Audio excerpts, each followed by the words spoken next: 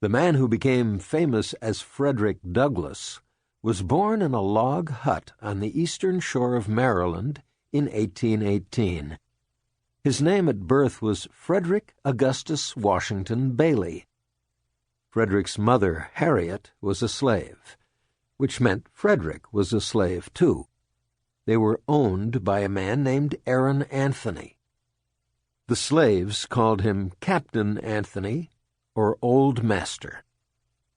Who was Frederick's father? It may have been Captain Anthony. Frederick never knew for sure. Captain Anthony owned 3 farms and about 30 slaves. He also managed the farms of a very rich man named Edward Lloyd. The Lloyd family owned 13 farms and more than 500 slaves. Captain Anthony lived on the Lloyds' main farm, Y House Plantation. Some of Captain Anthony's slaves lived there with him. Others, including members of Frederick's family, were spread out across other farms.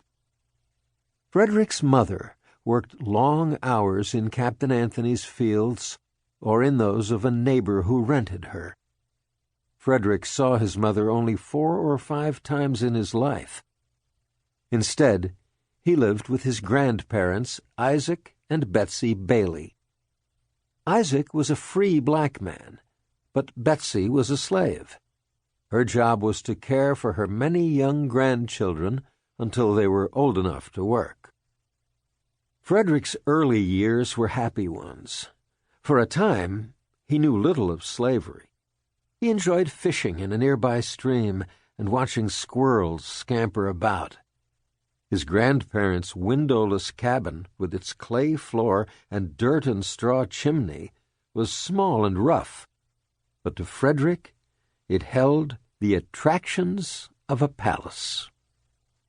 Then, one day, Betsy brought him to work at Captain Anthony's. Betsy kept the reason for their journey a secret so as not to upset young Frederick. It was a 12-mile walk, so his strong grandmother had to tote him on her shoulders now and then. In the heat of the afternoon, they finally arrived at the grandest building Frederick had ever seen. Y House was white, with stately pillars and a neatly trimmed lawn.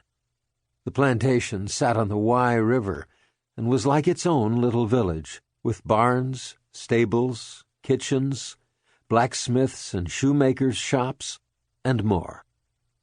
Captain Anthony lived in a separate house on the property. Slavery in America. Slavery had been part of American history since early colonial days. The first blacks were kidnapped from their homelands in West Africa and brought to Virginia by ship in 1619. The slave trade continued for almost 200 years until it was outlawed in 1808. No new slaves could be brought into the country after this time, but existing slaves had children. By 1860, there were 4 million slaves in the southern states, where large wheat, cotton, tobacco, sugar, and rice plantations depended on slave labor. In the North, where farms were smaller, slavery was not as common or as profitable. For this and other reasons, slavery in the North died out.